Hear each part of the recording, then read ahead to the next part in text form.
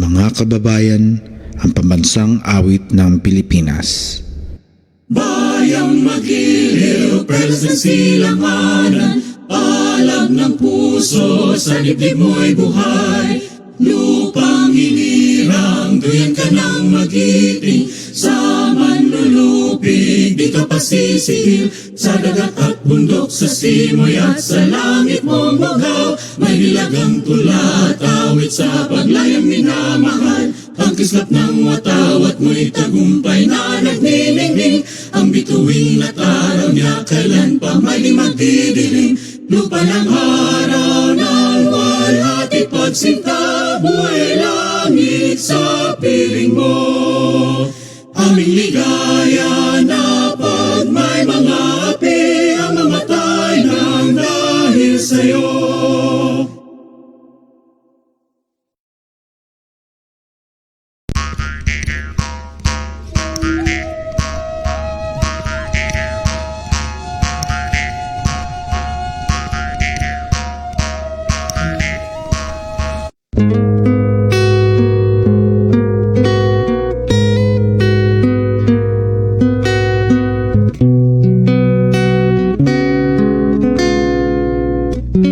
Mapagmahal, salamat sa panibagong araw na iyong ipinagkaloob.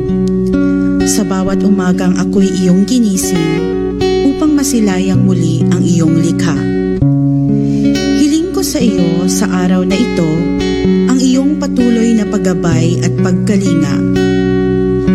Bigyan niyo ako ng lakas ng katawan at isipan upang maharap ko ng may katapangan at katatagan ang araw na ito. Ipanalangin niyo po ang aking pamilya. Naway laging mangibabaw ang pagmamahal at pangunawa sa bawat sandali upang maging mapayapa at makabuluhan ang aming samahan.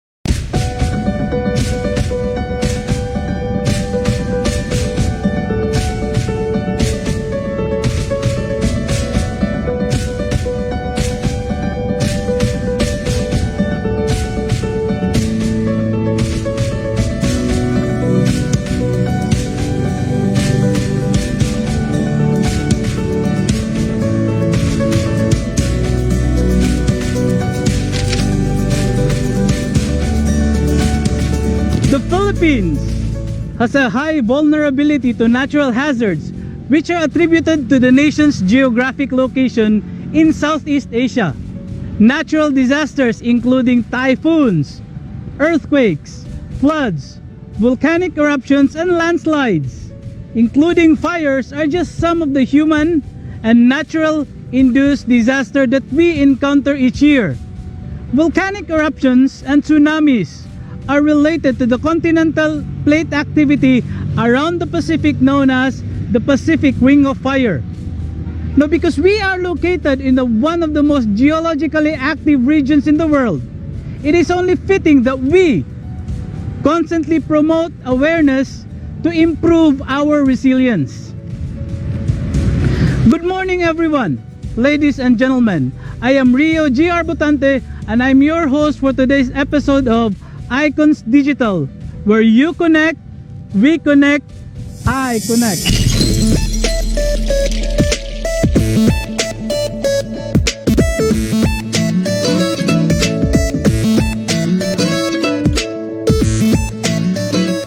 The Division of Malaybalay City, through the School Governance and Operations Division, in cooperation with the Human Resource Development Section, initiated an innovation in reaching our clientele straight directly from their respective homes and schools.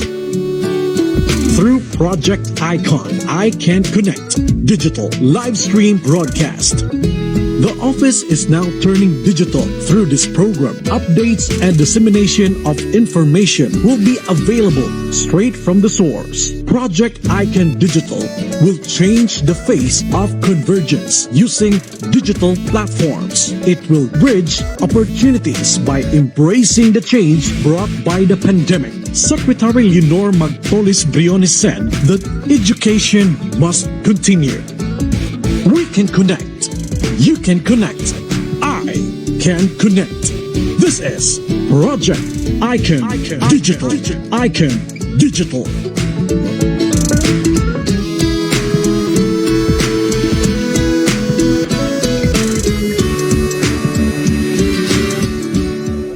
The Natural Disaster Resilience Month, or the NDRM, reiterates the importance of the understanding of disaster risks, strengthening disaster risk governance, investing in disaster risk reduction for resilience, enhancing preparedness for effective response, rehabilitation, and recovery.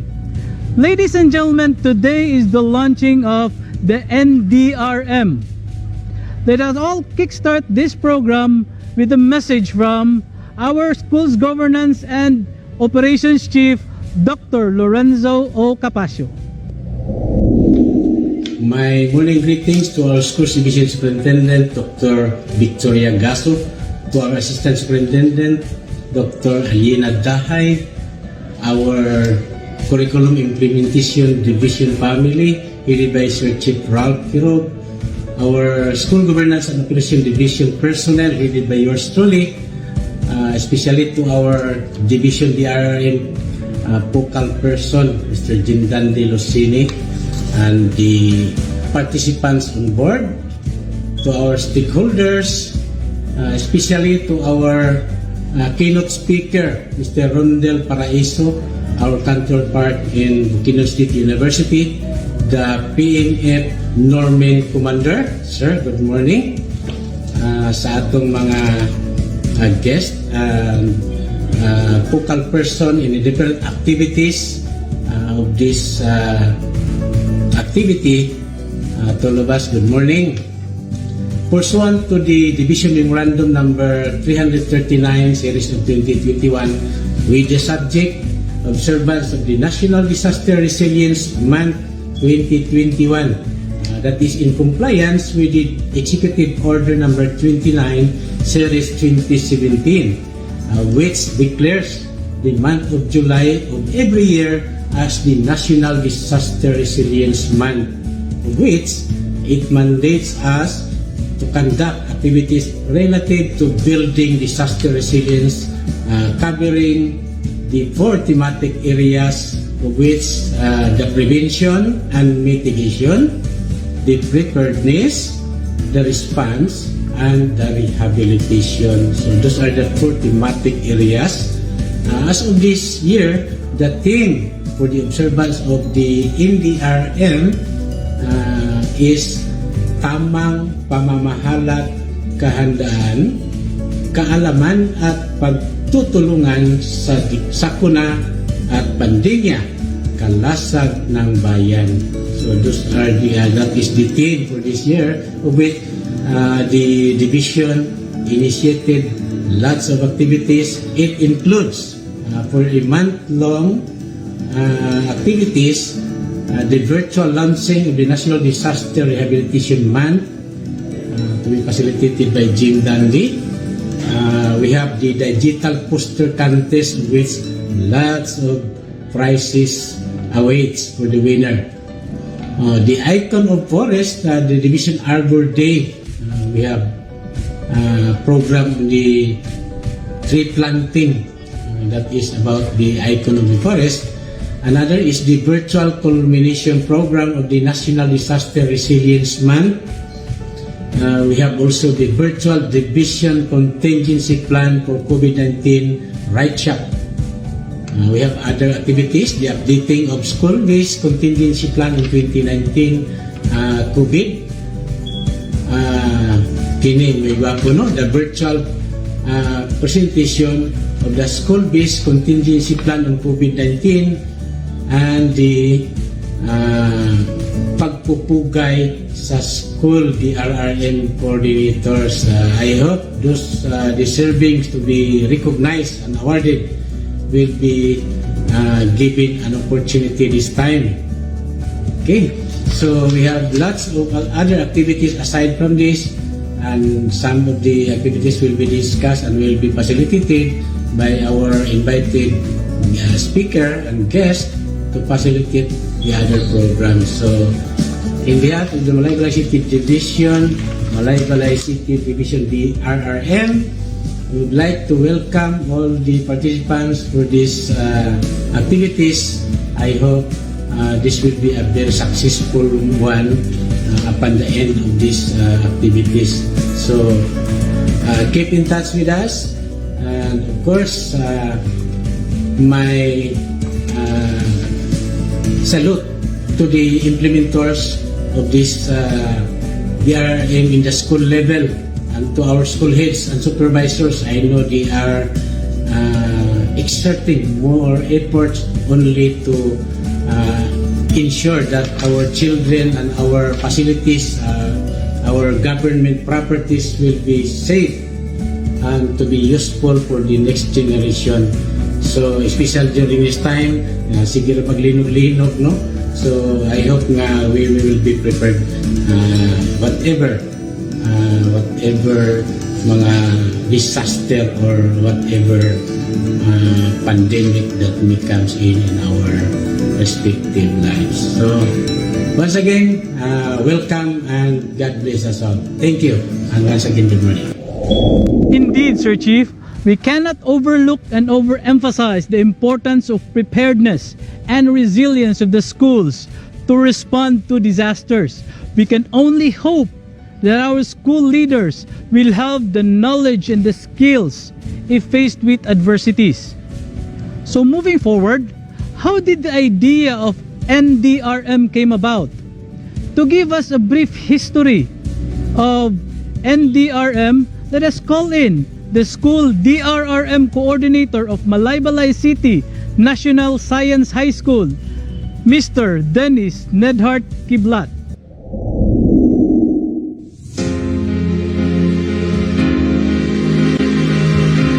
We live in one of the most calamity-prone countries in the world.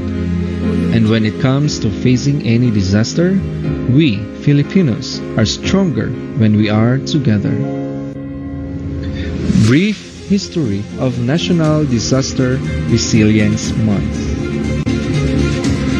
It was in year 1988, through Proclamation number 296, when former President Corazon C. Aquino declared the first week of July of every year as Natural Disaster Consciousness Week.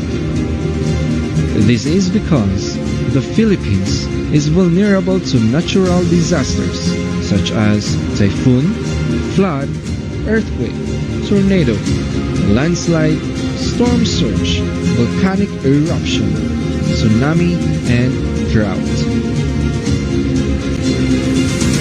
Hence, the government calls on the people to focus their attention on the need to prepare for natural disasters. This should be observed by schools and communities throughout the country. The National Disaster Coordinating Council, the Regional Disaster Coordinating Councils shall take the lead in the celebration of this week. In year 1999, through Executive Order number 137, former President Joseph Ejercito Estrada declared the month of July of every year as National Disaster Consciousness Month. This is because there is a need to lengthen the duration of the observance to 1 month to include man-made disasters and other emergencies within its scope. Hence, the government calls on the people during this time to focus their attention on the need to prepare for natural hazards and human-induced hazards.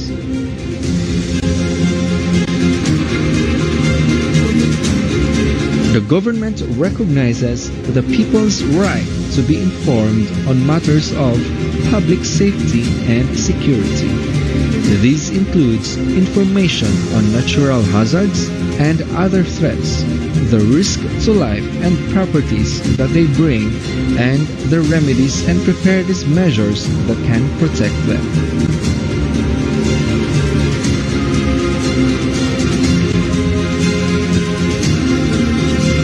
In year 2017, June 8, Executive Order number 29 was signed by the current President Rodrigo Roa Duterte and renamed the National Disaster Consciousness Month to National Disaster Resilience Month, shifting its focus from disaster awareness building to disaster resilience.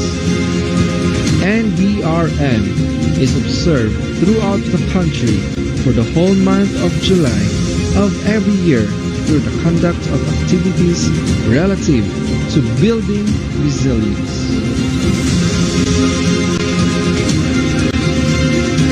In the face of emergencies and calamities, we need to stay connected so we can better look out for each other.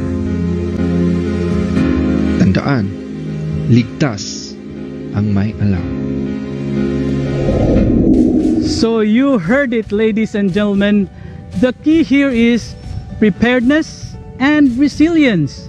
Knowledge alone will not suffice. We need the skills necessary to adapt to change.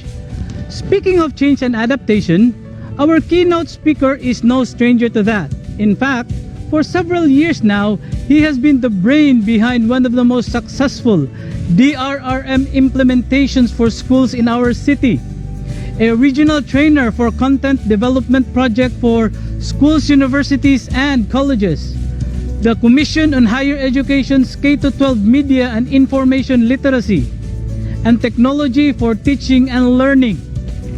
Currently Division Director for Northern Mindanao of Project Michelangelo Foundation International and Team Leader of the Accredited Community Disaster Volunteer Unit of Malaybalay City Disaster Risk Reduction and Management Council.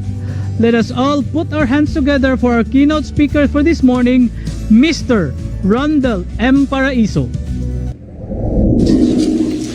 The National Disaster Resilience Month is marked with the theme, Tamang Pamahalat Kahandaan, Kaalaman at Pagtutulungan sa Sakuna at Pandemya'y Kalasag ng Bayan. This is to emphasize the important role of disaster risk governance and the collaboration of all Filipinos to overcome the challenges of this pandemic and to build a green and resilient normal. We in the government service have the responsibility to plan, manage, and respond to the threats posed by hazards and disasters in the new normal. In our setup in the implementation of the DRRM programs in the academe, where one person or a coordinator or a focal person is assigned to lead, if not, do all the plans, programs, and activities of the schools and offices. It is essential to build a strong network of linkages to succeed in this endeavor. With the logistic and financial limitations of the DRRM department or unit, the focal person needs all the support from all the stakeholders to implement the level of resilience that our schools and our offices envision. Our safety in the community and in the workplace is manifested by our actions towards the welfare of everyone in the workplace. Therefore, it is essential that everybody, not just the focal person, but everyone in the workplace must be well informed, participative, and proactive in implementing the safety protocols in the new normal. The DRRM focal person or the school's DRRM coordinator cannot do it alone. Remember, our safety, our life, Our work and our family is 100% our responsibility. We cannot depend on others to do it for us. We cannot stop natural disasters, but we can arm ourselves with knowledge so that many lives wouldn't have to be lost if there was enough disaster preparedness. If your family is important, you prepare. If your work is essential, you follow your safety protocols. If your life matters, take part in the effort of your school in promoting a resilient workplace. If we will not learn to work with others, we will not survive this pandemic when disaster strikes. As a practicing disaster manager and humanitarian worker, I saw and I recognize the importance of dynamics of working together of many stakeholders to achieve the desired goals. In the conduct of drills, greening initiatives, education campaigns, and training of school and office personnel, work with the government agencies responsible for preparedness, response, and rehabilitation. Connect with non-government organizations which can provide the logistics and technical skills to your teams and to the people in the workplace. In the National Disaster Resilience Month celebration, I encourage you to take part, participate in the drill, simulations, and capability building activities of your schools and offices. Plan ahead. It wasn't raining when Noah built the ark. For those who graduated as volunteers of CDMU of Bukidnon State University, who were trained and certified under the Accredited Community Disaster Volunteer Program of the Malaybalay City Disaster Risk Reduction and Management Office, who are now holding positions as DRRM coordinators and focal persons in the Department of Education, I encourage you to employ all skills learned when you were still volunteers. Work collaboratively with the school-based volunteers and other organizations. We can accomplish a lot if we can work in collaboration together with the CDRRMO of Malaybalay City to promote the culture of safety and resilience. I would like to thank Mr. Jim Lucini for the opportunity to speak before you in the opening of the National Disaster Resilience Month celebration.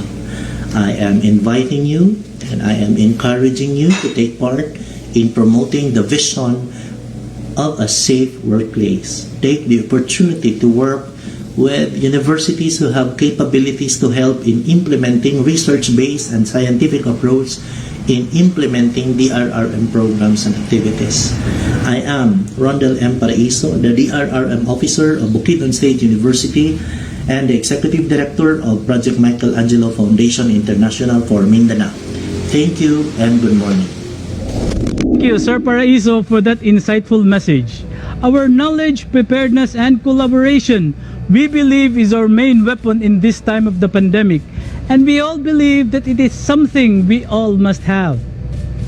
Moving on, to synchronize the conduct of activities for the Natural Disaster Resilience Month, let us all welcome Jefford Harold T. Fernandez, School DRRM Coordinator of Balangbang Elementary School, for his presentation.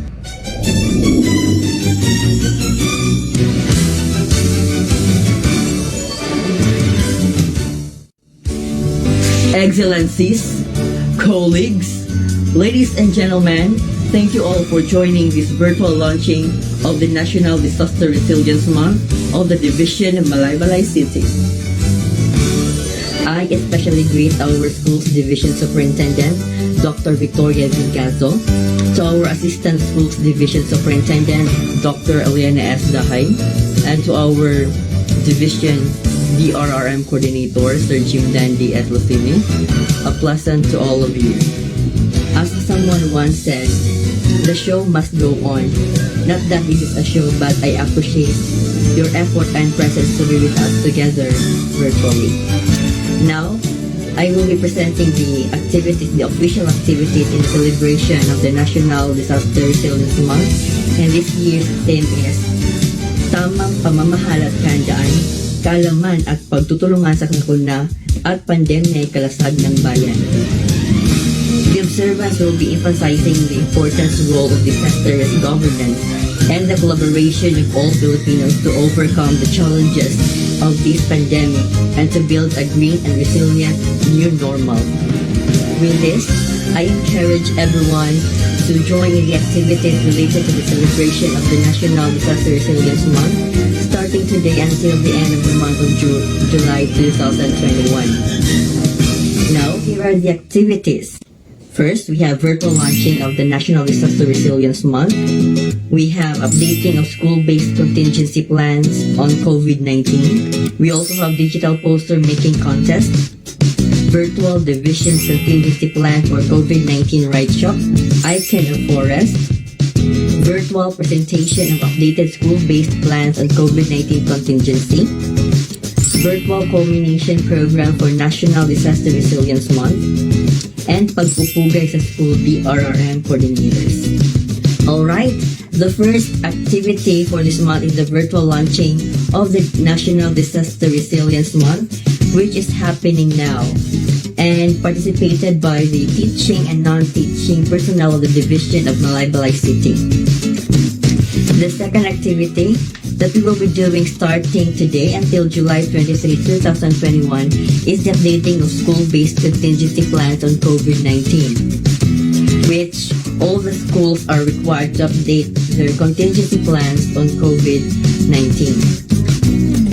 The next activity that we're going to do is the digital poster making contest, which is the activity will start right after the dissemination of the activities, and the submission will be on July 16, 2021 on or before 5 in the afternoon. This activity will be participated by the learners and teachers within the division of Malaybalay City. For more instructions and mechanics, you may download the Division Memorandum Number 339 Series of 2021. There you can see the official activities for the National Disaster Resilience Month. For the submission of your output, you may click to https:/tinyurl.com/digitalposter2021. So there you have it. By July 8 to 9, 2021, that would be next week, there will be division contingency plan for COVID-19 Right Shop, in which the participants are the committee for the contingency planning. Alright? By the third week of July, all teaching and non-teaching personnel will participate in the Division Arbor Week, which is also known as the Icon of Forest. The next activity, the other activity that we will be doing, virtual presentation of updated school-based plans on COVID-19 contingency. That will be on July 29, 2021. Take note, there will be a separate memorandum to be issued for this activity. Another activity that we are going to do is the virtual culmination program for the National Disaster Resilience Month. That will be on July 30, 2021. The participants are the teaching and non-teaching personnel of the Division of Malaybalay City. Lastly, the pagpupugay sa school DRRM coordinators. Every day, the administrator of the official Facebook page of the DRRM, the Division of Malaybalay, will post the school DRRM coordinators in honor to honor them. So, I salute to all school DRRM coordinators. Alright, those are the activities that we will be preparing for this particular celebration. Please keep posted and share posts of our activities in the DRRM official Facebook page with the hashtag ResiliencePH and hashtag NDRM2021. Before I close my presentation, allow me to share a quote from Stephen Covey. According to him, the key is not to prioritize what's on your schedule, but to schedule your priorities. Once again, have a wonderful day and God bless us all.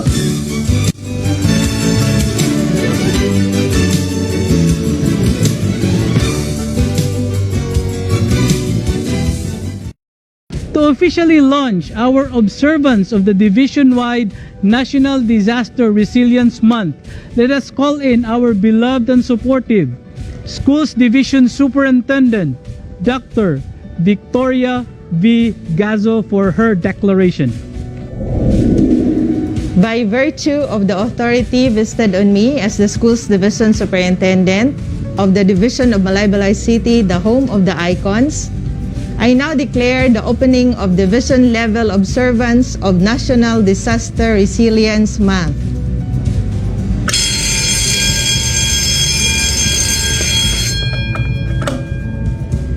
I desire the full cooperation and support of all school heads, unit heads, teaching and non-teaching personnel for the success of all activities relative to the observance of National Disaster Resilience Month. Thank you. So there you have it. We have now officially started our observance of the 2021 NDRM.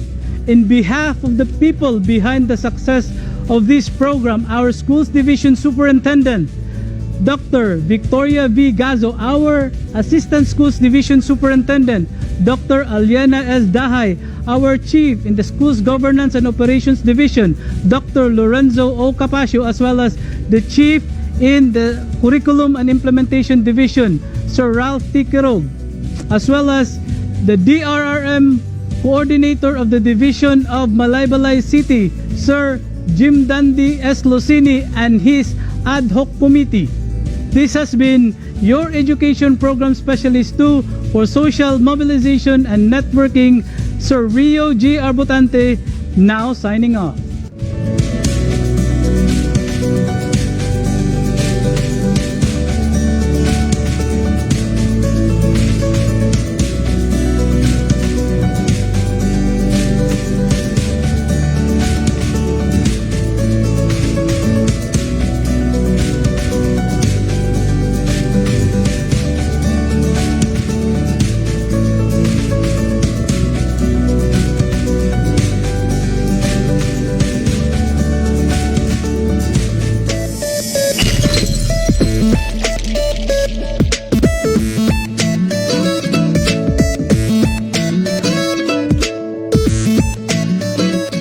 The Division of Malaybalay City, through the School Governance and Operations Division, in cooperation with the Human Resource Development Section, initiated an innovation in reaching our clientele straight directly from their respective homes and schools. Through Project Icon, I Can Connect, digital live stream broadcast. The office is now turning digital. Through this program, updates and dissemination of information will be available straight from the source. Project Icon Digital will change the face of convergence using digital platforms. It will bridge opportunities by embracing the change brought by the pandemic. Secretary Leonor Magpolis Briones said that education must continue. We can connect. You can connect. I can connect. This is Project Icon Digital. Icon Digital.